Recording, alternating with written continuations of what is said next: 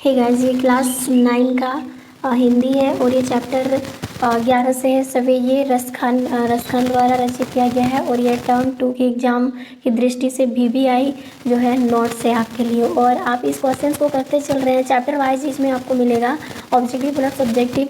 तो आप क्वेश्चन को बिल्कुल करिए और वीडियो को लास्ट तक देखना और चैनल को सब्सक्राइब करना ना भूलें।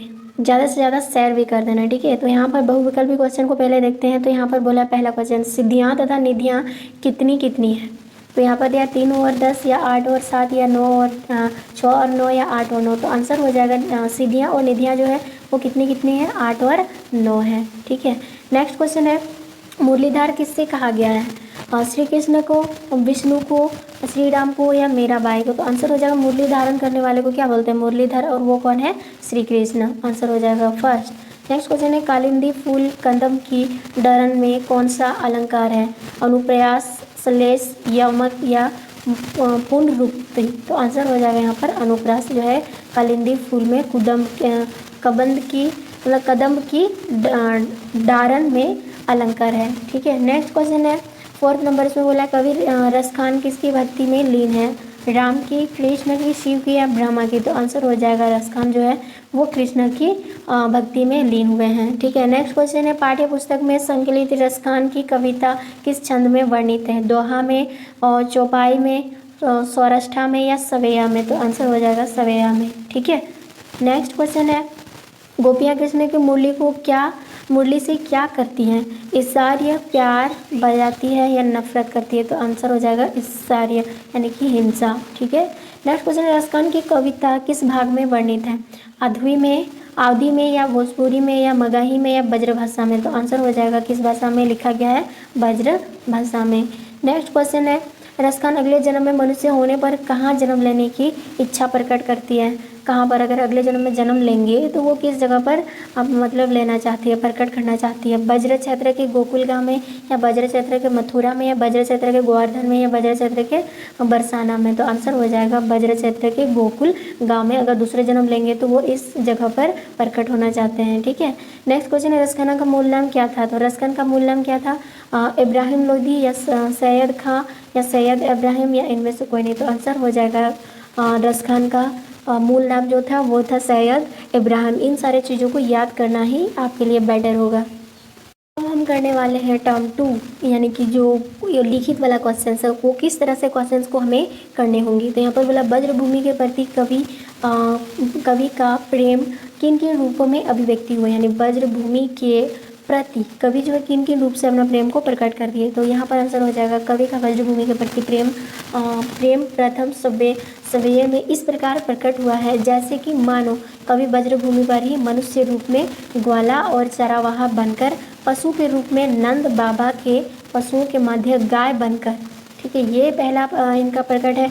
और दूसरा, पत्थर के रूप में गोवर्धन पर्वत का अंग बनकर एवं पक्षी के रूप में यमुना तट पर लगे कदम के वृक्ष पर घोंसला बनाकर जन्म लेना चाहता है।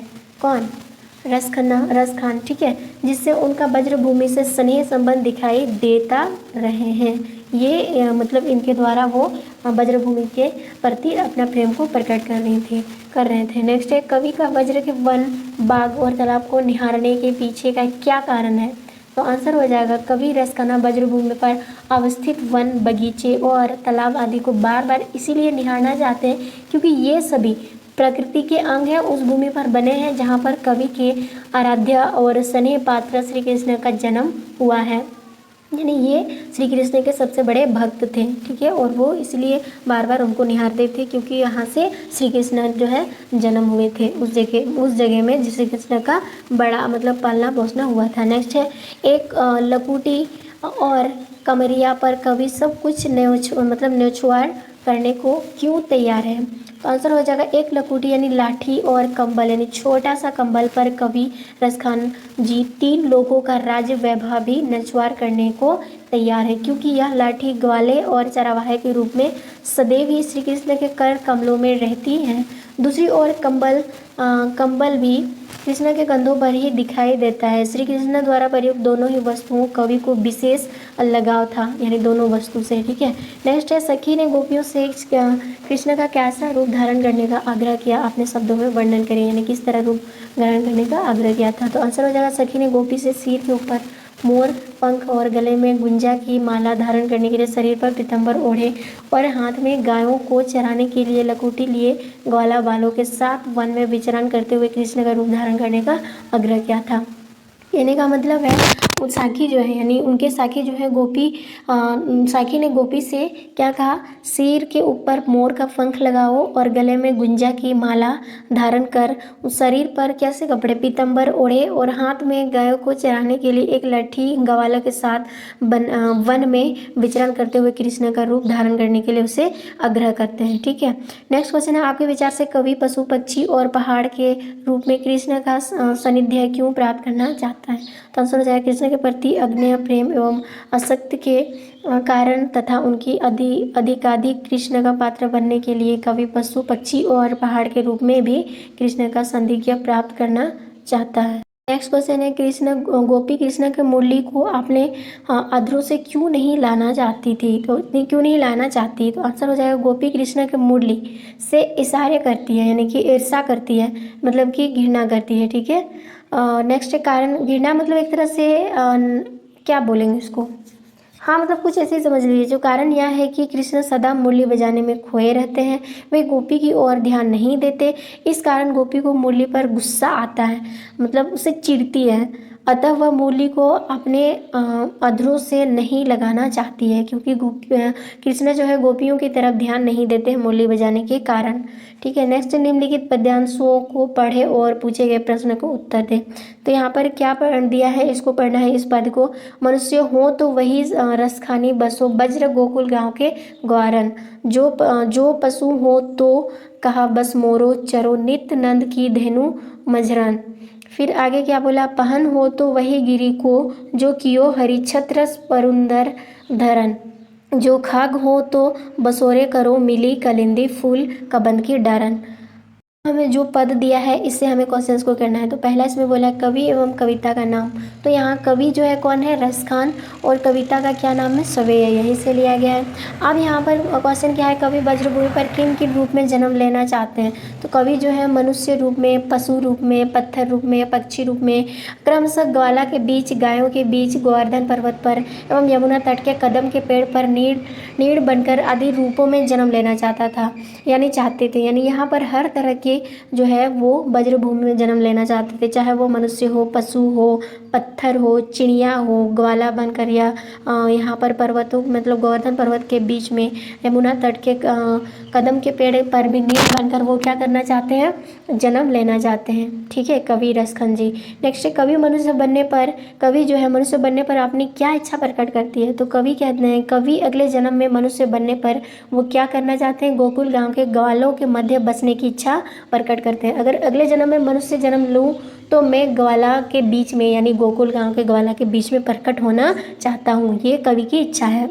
नेक्स्ट है पहन से कवि का क्या तात्पर्य है, और तो यह कहाँ का पहन बचाना चाहता है और क्यों। तो आंसर हो जाएगा पहन से कवि का तात्पर्य है पत्थर से। किससे, पत्थर से। वह गोवर्धन पर्वत का पत्थर बनना चाहता है, क्योंकि इसे श्री कृष्ण ने अपनी उंगली पर उठाया था, इससे उसे भगवान कृष्ण के हाथ का स्पर्श सुख मिल जाएगा, ये बनना चाहते हैं। ठीक है, और नेक्स्ट 2 नंबर्स में बोला मोर पंख सिर ऊपर रखी हो, गुंज की माल गरे पहिरोंगी, ओढ़ी पीतेबर ले लकुटी बन गोधन गवारिन संग फिरोंगी, भाव तो वही मोरो रसखानी सो तेरे कहे सब स्वांग करूँगी, या मुरली मुरलीधर की अधारण धरी अधरा ना धरूंगी। तो ये उनसे कहा जा रहा है मोर पंख सिर पर लगा लो और गुंजन का माला पहन लो और पीतंबर कपड़े पहनकर श्री कृष्ण का क्या करो, आग्रह कर रहा है उसको। ठीक है, तो यहाँ पर क्वेश्चन क्या बोला, कौन किसके कहने पर क्या करने को तैयार हो गए हैं। तो आंसर हो जाएगा एक गोपी दूसरे गोपी के कहने पर श्री कृष्ण का स्वांग बढ़ने के लिए तैयार हो गया। यानी एक गोपी दूसरी गोपी को कहता है श्री कृष्ण बनकर तैयार हो जा, तो वो मान लेती है। ठीक है, फिर आगे गोपी क्या करने से मना कर देती है और क्यों। क्योंकि गोपी अपने होठों पर बसोरी लगने से कतई मना कर देती है। क्यों, क्योंकि वो बसोरी को अपने सोत समझती है, वह सोतिया डायवास वह उसे कतई नहीं अपना सकती। यानी कि गोपी जो है श्री कृष्ण काफ़ी लगा थे और श्री कृष्ण हमेशा मुरली बजाने में लीन होते थे और गोपियों को ध्यान नहीं देते थे। इसीलिए गोपी जो है श्री कृष्ण के मुरली से काफ़ी जो है नफरत करते थे, क्योंकि वो मुरली की वजह से श्री कृष्ण जो है गोपियों को ध्यान नहीं देती थी, इसलिए गोपियों को ज़रा नाराज़गी दिखानी पड़ती थी। ठीक है, नेक्स्ट है नायिका होठों पर मुरली क्यों नहीं रखना चाहती थी। यही चीज़ है, क्योंकि नायिका मुरली के प्रति सोतिया डह रखती है।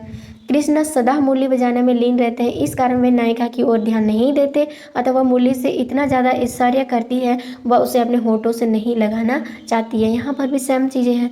आगे बोला मुरलीधर किससे कहा गया और क्यों। श्री कृष्ण को मुरलीधर कहा गया है क्योंकि वे यमुना तट पर बांसुरी बजाया करते थे, उनके इसी रूप पर गोपियाँ मुग्ध थी, इसलिए उन्हें मुरलीधर के नाम से जाना